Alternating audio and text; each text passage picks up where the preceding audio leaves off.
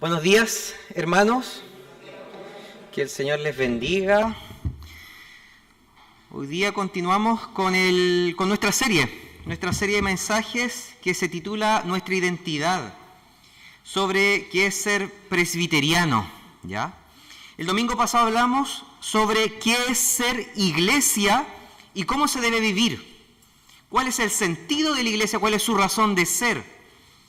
Y hoy nos vamos a, podríamos decir, adentrar en cuáles son los fundamentos de la iglesia. ¿Qué es aquello que se encuentra en la base misma de ser iglesia, de ser pueblo de Dios? ¿O qué debería estar allí? Por lo mismo, la temática del domingo pasado con la de hoy están estrechamente conectadas. El título de este sermón es ¿Por qué reformados y presbiterianos? Nuestra herencia de fe. Y podríamos responder esa pregunta quizá recurriendo a la historia. Bueno, ¿qué es lo que creían en el siglo XVI, siglo XVII, respecto a qué era ser presbiteriano, reformado? Ya, entonces equivalentemente eso es lo que creemos hoy. Podríamos quizás tener esa tentación de recurrir a la historia o a la doctrina. Pero nuestra única regla de fe, lo dijimos el domingo pasado, nuestra única regla de fe y de práctica es la Biblia.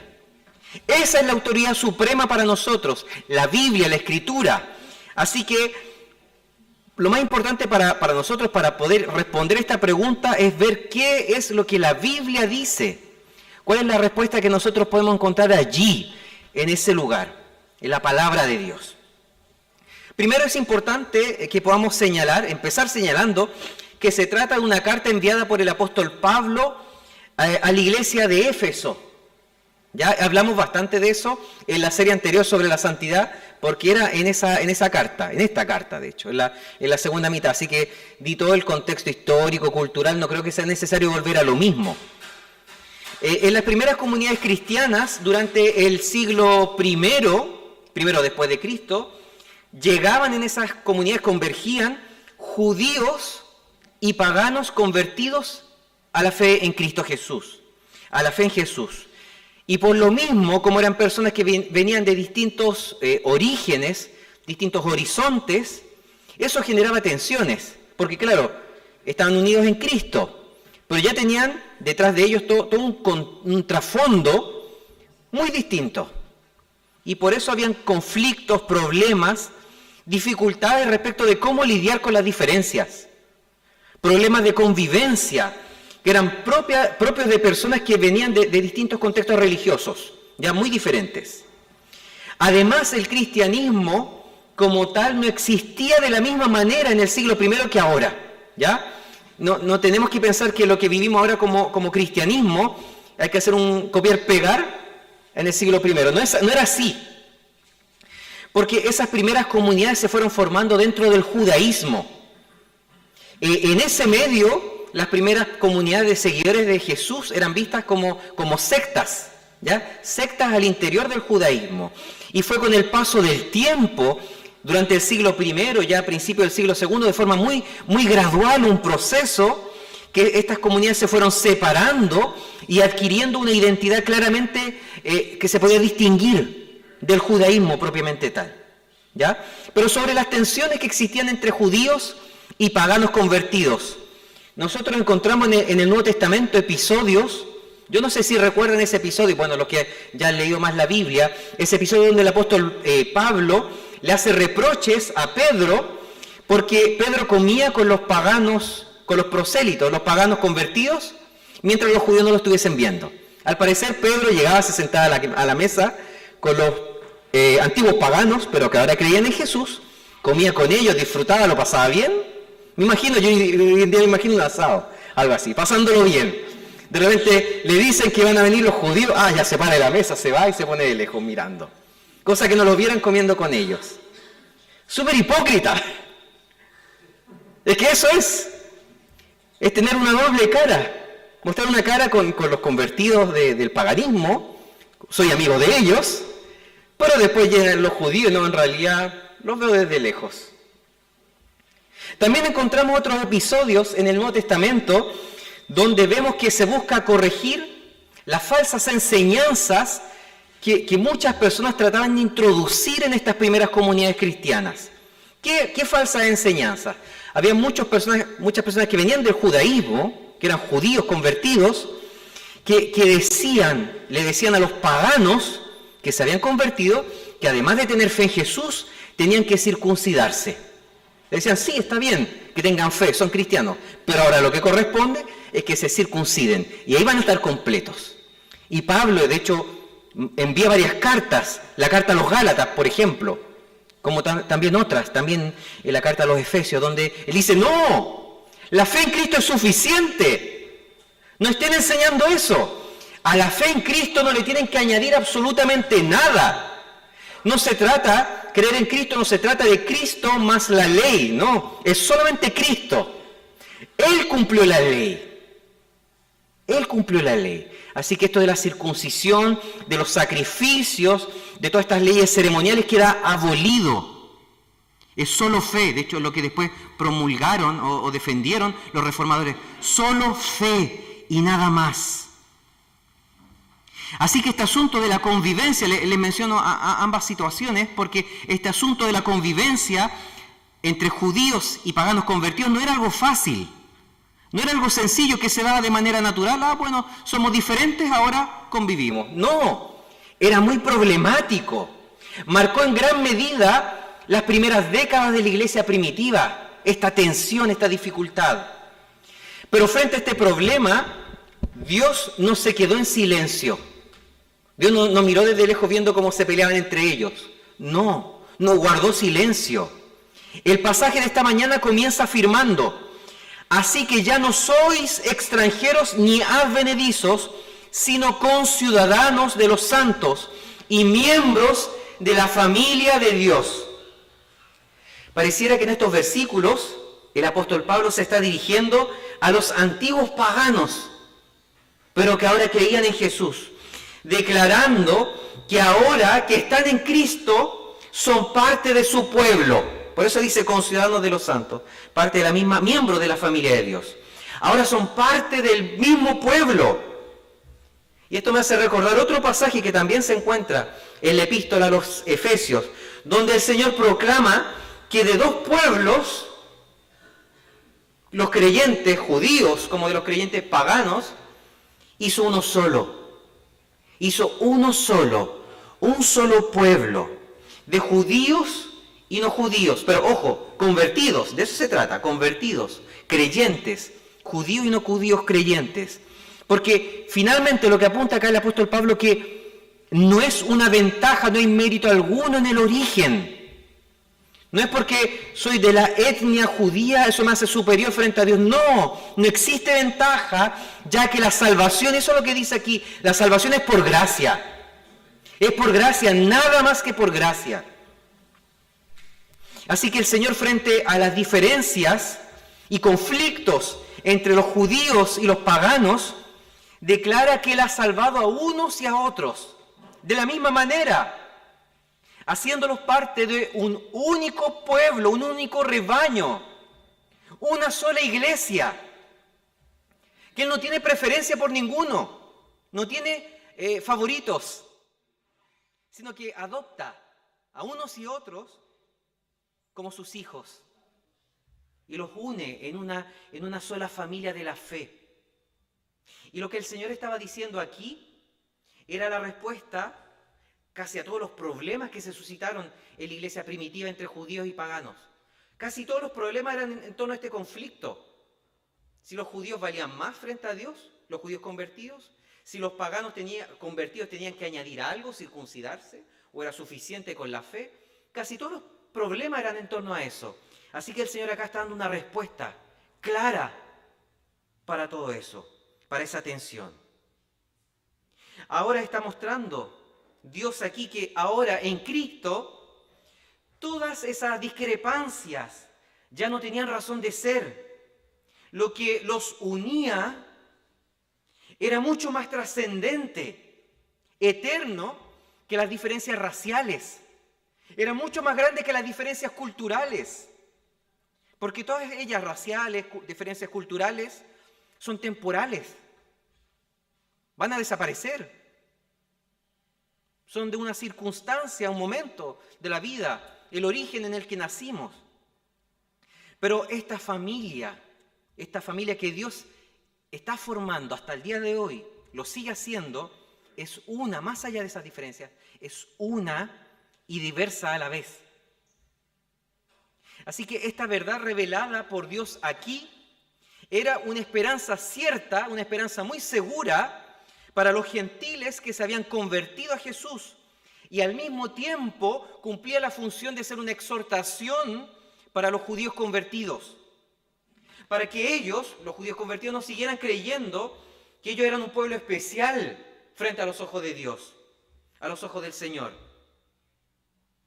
Porque de hecho no había nada en ellos especial como nación. No había absolutamente nada que los dejara en una posición de privilegio frente a Dios. Así que esperanza, por una parte, para los prosélitos, podríamos decirlo así, para los gentiles, y exhortación para los judíos cumplen aquí una misma función. Mostrarnos que aquello que nos une es la salvación por la sola gracia. La sola gracia a través de Cristo. Y que Dios no tiene un plan para Israel y otro plan para la iglesia del Nuevo Testamento. Bueno, muchas de las iglesias evangélicas del día de hoy creen eso. Muchas de las iglesias evangélicas en el día de hoy afirman eso. Incluso muchas personas de las iglesias presbiterianas también creen lo mismo. Que Dios tiene dos planes, uno especial para Israel y otro distinto para la iglesia. Pero no es así. El apóstol Pablo aquí y en otros textos nos dice lo contrario. Que se trata de un solo pueblo, unidos solamente por la fe, salvados ambos solo por gracia, un solo plan, un solo pacto de gracia que conecta a todos los hijos de Dios, del Antiguo como del Nuevo Testamento. Los creyentes que murieron, bueno, ¿qué pasaba con las personas que murieron en el Antiguo Testamento que eran creyentes, que tenían una relación con Dios, que eran hijos de Dios? ¿Qué pasa con ellos? ¿Existen personas que realmente eran hijos de Dios en el Antiguo Testamento? Sí, claro que sí. La epístola a los Hebreos habla de esto en el capítulo 11, que los creyentes que murieron en el Antiguo Testamento lo hicieron poniendo la fe en el futuro, esperando con la confianza y la fe puesta en el Mesías que un día iba a venir. Ellos murieron en la promesa, esperando el cumplimiento de la promesa que Dios había hecho de enviar un Salvador. Esa promesa que ya aparece en Génesis 3:15. Dios enviaría un Salvador, enviaría al Mesías. Y estos creyentes murieron con esa fe, con la mirada puesta en el futuro, en lo que Dios un día haría. Mientras que nosotros, que podríamos decir que nos encontramos en el Nuevo Testamento, podemos vivir, experimentar la fe en el Hijo de Dios Jesucristo, que ya vino. Ahora, así como los del Antiguo Testamento murieron con la fe puesta en el futuro, nosotros vivimos con una fe puesta, por una parte, en el pasado, mirando la cruz, pero también con la esperanza en el futuro de Cristo que volverá. Así que nosotros tenemos fe en este Mesías que ya vino, que vivió, que murió, resucitó y está a la diestra de Dios Padre. Así que la fe es fundamental, es necesaria para unos y para otros. Y esto que les estoy diciendo tiene directa relación con lo que hablé el domingo pasado, sobre qué es la iglesia, cuál es su naturaleza, quiénes la componen. Con esto no estoy diciendo nombre y apellido, yo no conozco esa lista, quiénes están inscritos en el libro de la vida, ¿ya? Pero ¿a qué apunto? Sino que el hecho de que la iglesia está compuesta por aquellos que han abrazado la gracia, porque Dios los ha alcanzado con esa gracia previamente, los ha predestinado desde antes de la fundación del mundo, del amor sin condiciones de parte de Dios. Y no de algo particular que haya visto en nosotros, ¿ya? No a algo que vio especial en nosotros. Así que, hermanos, no se trata así. Si dejan de venir un mes, no van a ser borrados del libro de la vida. No es así, ¿ya? Tenemos que venir, tenemos que congregarnos. Pero no depende de nuestros méritos, no depende de lo que hacemos.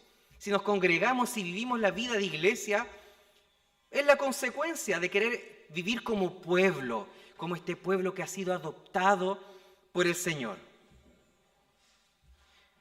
Pero la iglesia no existe en el vacío, ¿ya? No existe en el vacío. La iglesia tiene un fundamento, tiene una base sobre la cual se construye, porque solamente así puede permanecer de pie. Y el texto bíblico dice, edificados sobre el fundamento de los apóstoles y profetas, siendo la principal piedra del ángulo Jesucristo mismo, en quien todo el edificio, bien coordinado, va creciendo para ser un templo santo en el Señor. Así que el pasaje habla de un fundamento y de una piedra principal o piedra angular. Ya de las dos cosas, fundamento y piedra angular. El domingo anterior les dije que el apóstol Pablo ocupaba en ese texto del cual predicamos la imagen del cuerpo. Se hablaba de la iglesia como el cuerpo de Cristo, ¿cierto? ¿Se acuerdan? ¿O ya lo olvidaron? Yo espero que no. Hablamos de la iglesia como cuerpo de Cristo. Esa era la imagen utilizada por el apóstol Pablo, haciendo alusión a la dimensión orgánica de la iglesia, esta dimensión natural, el organismo que es flexible, que se desarrolla, que crece. Y en esta ocasión habla de la iglesia de una manera muy distinta, como un templo, como algo, uno podría pensar algo rígido, ¿ya? Como un templo, como un edificio, dice aquí. Algo que es sólido y que necesita, por lo tanto, una base que lo sostenga. Algo seguro. Bueno, hay varias personas acá del área de la construcción, saben mejor que yo de qué se trata esto, ¿ya? La necesidad de una base, de cimientos. Yo no sé si se acuerdan de esos edificios en Concón, en la ciudad de Concón, donde hubo un socavón. Sí, yo lo vi por las noticias. Bueno, todos lo vimos por las noticias, obvio. Sí, el edificio que hubo un socavón. Y en estos momentos, por lo que entiendo, son inhabitables. Yo creo que están desocupados. Aunque parece que habían personas que querían vivir ahí a pesar de que estaban inhabitables. No querían como abandonar el lugar o querían volver a vivir allí. Y están inhabitables porque de un segundo a otro pueden, o sea, yo supongo de un segundo a otro, no sé de construcción, pero se puede venir abajo con ese socavón que hay. ¿Ya? Ya no hay, está como parte de la tierra que afirma, pero la otra parte está en el aire. Ahí uno se da cuenta cuán importante es el lugar donde se construye. Jesucristo también habla de eso. Cuán importante es el lugar donde se construye. La base sobre la cual se construye. Yo recuerdo haber visto a mi papá y mi abuelo construir nuestra casa, la casa de mi familia, hace muchos años atrás, cuando yo era niño, en el campo. Y era la primera vez que yo veía la construcción de una casa y cómo tenían que hacer un hoyo gigante y establecer los cimientos primero. Y después de eso, construir. Y ahí me explicaban el sentido de todo eso. Ahí uno se da cuenta la importancia de construir sobre algo sólido, algo que sostenga, que afirme. No es llegar y edificar, no es llegar y construir porque después eso se puede venir abajo. Es lo que puede ocurrir. Es justamente sobre eso, que está hablando Dios aquí a través del apóstol Pablo. A eso está apuntando. Por eso habla del fundamento sobre el cual está edificada la iglesia. Y por eso también dice cuál es la piedra angular. ¿Qué es lo que le da sustento? ¿Qué es lo que permite que permanezca de pie? ¿Y a qué se refiere este pasaje cuando dice que la familia de Dios está edificada? Dice, sobre el fundamento de los apóstoles y profetas. ¿Cuál es el fundamento? Claro, de los apóstoles y profetas, pero ¿cuál? ¿A qué se está refiriendo? Se refiere a la palabra revelada de Dios. A eso, a la palabra revelada de Dios que fue enseñada, que fue proclamada por ellos, por los profetas del Antiguo Testamento, posteriormente por los apóstoles.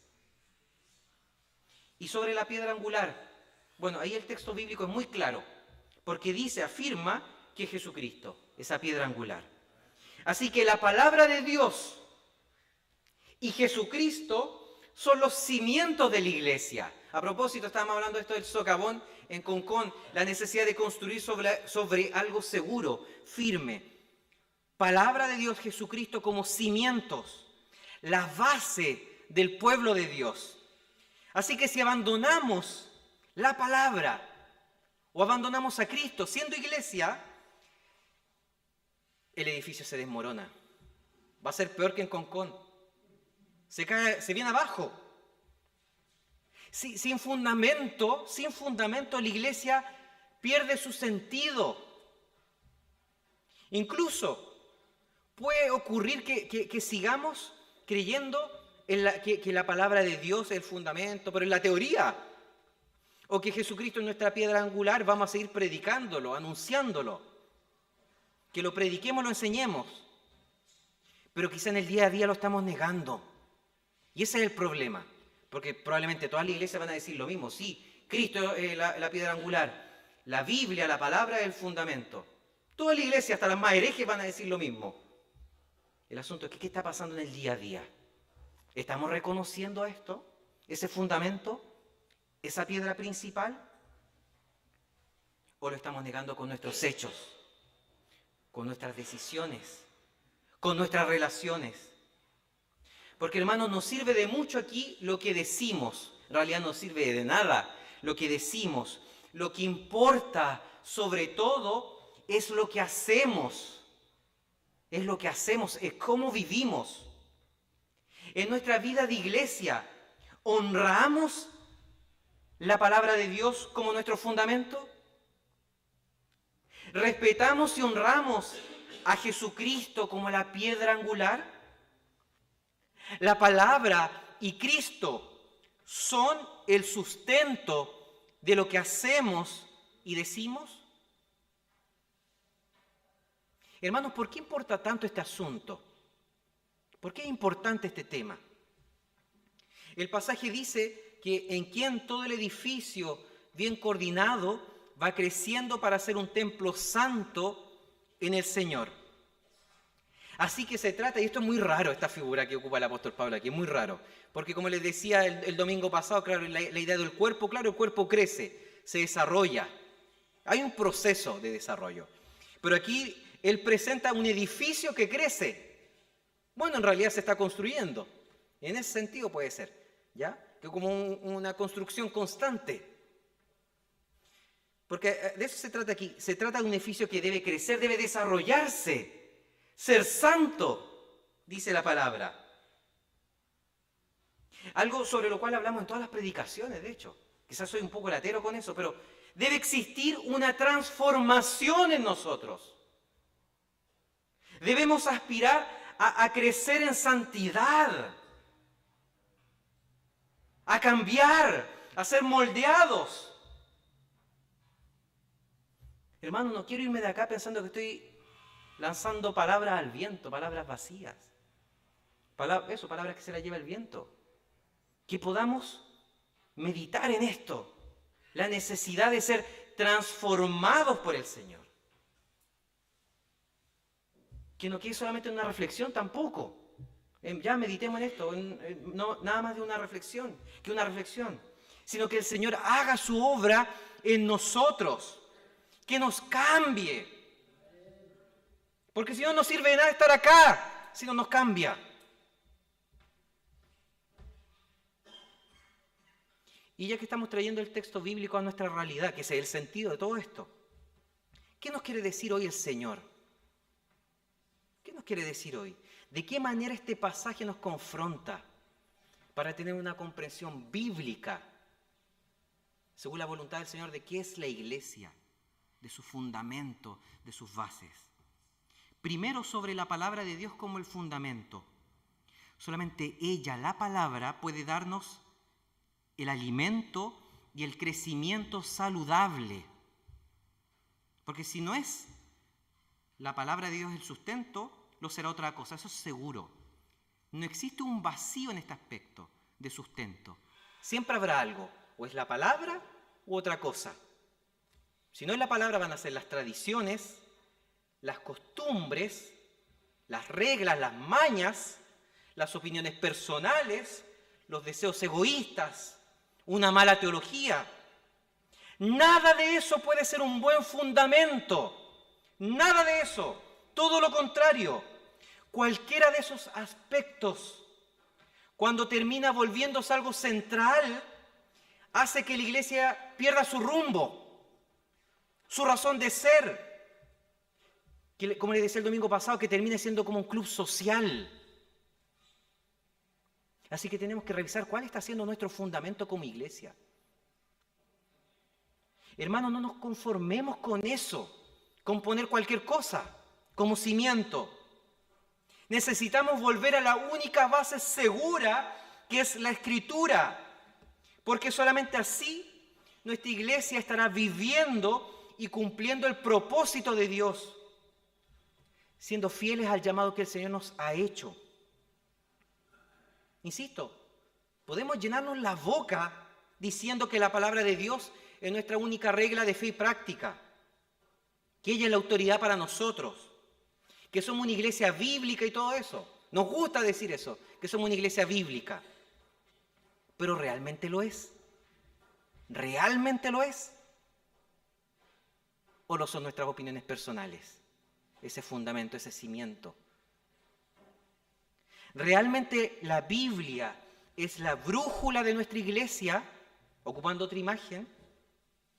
¿O lo son nuestras ideas mezquinas?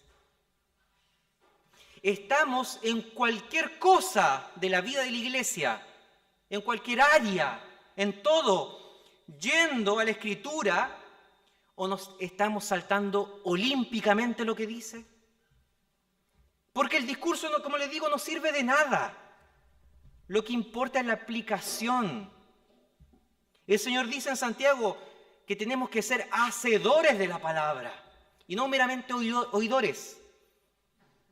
Todos podemos ser oidores. ¿Pero de qué sirve? De nada, de absolutamente nada. Entonces, ¿qué tan determinante es la palabra de Dios en todo lo que somos y hacemos? Hermanos, si vamos a defender algo, hagámoslo con la Biblia en la mano. Si queremos ir adelante, avanzar, tiene que ser con la Biblia en la mano. No que yo quiero, me gusta, me parece, yo pienso. La verdad, para el Señor eso no importa. El yo pienso, el yo quiero, me gusta, no sirve. Es qué es lo que dice la palabra del Señor. ¿Qué es lo que dice la Escritura, lo que Él ha revelado? Porque si no lo hacemos así, si no lo hacemos de esa manera, vamos a seguir viviendo como un grupo de personas, un montón de personas, cada una con su opinión, cada una remando para su lado, y eso no honra al Señor. Todo lo contrario, lo deshonra.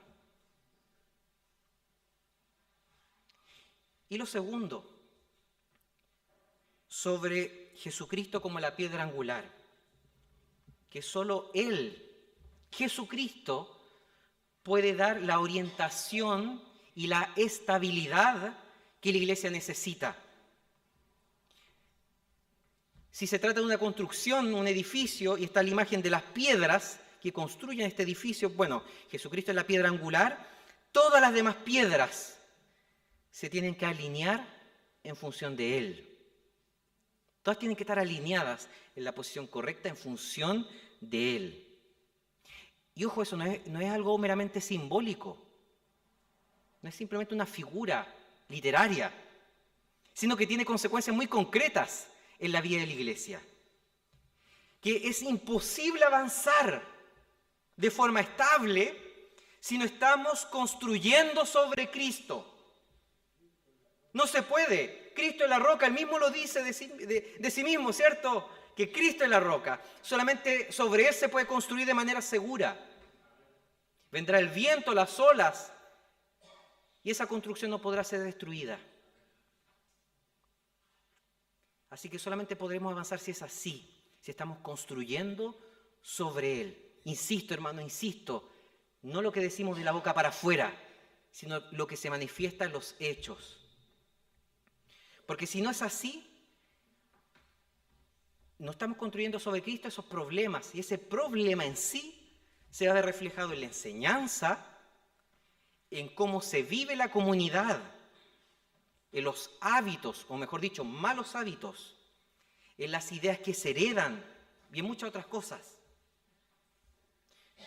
Podemos estar quizás equivocándonos tremendamente si estamos tratando de avanzar o de construir sin estar haciéndolo sobre esa roca, sobre esa única roca segura que es Cristo.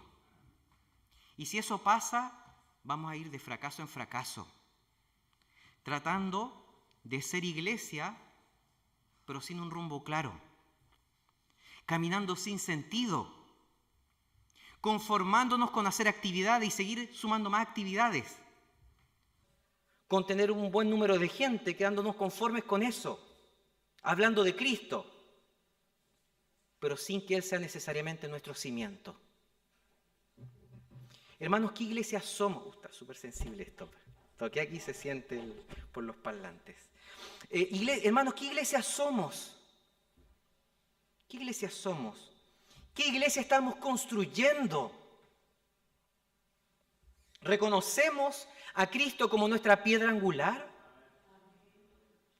¿O solo estamos viviendo una vida de religiosidad, más o menos cristiana, pseudo cristiana? ¿Qué está pasando? Hermanos, no sirve de absolutamente nada que tengamos delante hablaba con las personas de quienes somos. Tenemos 131 años de historia. Hoy día era la historia de la iglesia. No sirve de nada que tengamos 131 años como iglesia si Cristo no es nuestro cimiento. No sirve de nada. No sirve de absolutamente nada todo lo que hemos construido si Jesucristo no es la roca que sostiene nuestro edificio. Este edificio que somos como pueblo de Dios. Si Él no está allí, como la base, en realidad somos un tipo de construcción inestable, frágil, que se va a gotear, que en cualquier momento puede venirse abajo, como ese socavón en Concón. Bueno, de hecho, como las dependencias acá atrás están terriblemente frágiles, yo creo que en cualquier momento, o con el paso de los años, se van a terminar viniendo abajo si es que no hacemos algo. Pero ese es un buen ejemplo. ¿Qué es lo que estamos construyendo y sobre quién o qué lo estamos haciendo? Hermanos, como les dije hace unos minutos atrás, siempre les digo en las predicaciones, necesitamos meditar en esto, pero en realidad solamente meditar no sirve. No nos podemos quedar solamente en la reflexión. Tenemos que cambiar. No sirve solamente decir, sí, me pasa esto o tengo este problema. Ya, pero hay que dar el paso siguiente. La transformación. Necesitamos ser transformados. Pero para eso primero necesitamos arrepentirnos. Clamar al Señor buscando su perdón. Pidiéndole que a través de su Espíritu Santo Él nos corrija. Necesitamos clamar diciéndole al Señor, a Dios, Señor, haz de nosotros la iglesia que tú quieres que seamos. Y no la iglesia que nosotros queremos construir a nuestra pinta. La que tú quieres, sobre el fundamento que tú has puesto, esa piedra angular que tú has entregado para la obra. Una iglesia según tu corazón, no de acuerdo a nuestros deseos mezquinos, egoístas. Pidámosle al Señor que nos transforme con su Espíritu. No, la idea de predicar ahora no es predicar un sermón pesimista, sino un sermón de esperanza. Pero para llegar a la esperanza, primero tenemos que ser confrontados con la realidad, con la verdad. Ese es el primer paso. Por eso es necesario que le pidamos al Señor que nos transforme con su Espíritu, con el poder de su Espíritu que nos corrija, que pueda enmendar nuestro camino. De hecho, esa es mi oración desde que llegué acá a Chillán. Y todos los días es mi oración acá, desde que llegué. Que no podemos seguir de la misma manera. No podemos seguir de la misma manera. Necesitamos volvernos a Cristo, a ese fundamento, a esa piedra angular. Pero no como un discurso que sabemos de memoria, porque eso se lo lleva el viento, sino los hechos. Que los hechos vivamos como la iglesia que el Señor quiere que seamos. Que Dios siga derramando de su gracia, porque ciertamente lo hace. A pesar de nosotros mismos, a pesar de nuestras imperfecciones, de cuánto fallamos, el Señor es fiel a sí mismo. Él sigue manifestando su gracia a su pueblo. Pero que sea una gracia que también nos corrija, nos moldee, nos cambie. Esa gracia que es verdad nos consuela, pero que también busca conducirnos por el camino que Él quiere para su iglesia. Que nos muestre en qué fallamos, pero que eso nos lleve, nos impulse a dar el paso de sortear esa dificultad, de venir en arrepentimiento y fe y ahora caminar bien. No nos sirve nada de decir, sí estoy pecando. Ya, pero eso no cambia las cosas. Reconocer no cambia las cosas. Primero reconozco, pero para venir a los pies de Cristo. Ese debe ser el fin. Venir a los pies de Cristo. Señor, perdóname. Y ahora comienzo a caminar de manera diferente. Ahí se ve la verdadera transformación. En un caminar diferente, posterior al reconocimiento. Posterior a darnos cuenta que estamos fallando. Que podamos, como les decía, avanzar en arrepentimiento y fe. Buscando honrarle. Y así vivir cumpliendo el propósito para el cual Él nos creó como iglesia. Su gloria. Su gloria, ese es el propósito. Porque si no lo estamos haciendo lo contrario. Deshonrarlo. Que el Señor sea obrando poderosamente en medio nuestro. Y que podamos construir bien. No tenemos tanto que mirar cómo construimos en el pasado, cómo construyeron los demás, sino cómo vamos a construir de ahora en adelante sobre esa piedra angular y ese fundamento que el Señor ha puesto. Oremos. Padre Celestial, te agradecemos, Señor, por todo lo que tú haces. Te alabamos, Padre Celestial, porque eres tan bueno, tú nos muestras la verdad.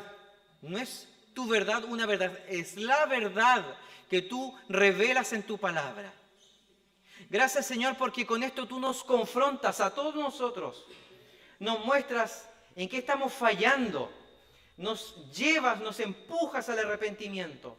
Pero que exista también en nosotros este deseo de arrepentirnos verdaderamente.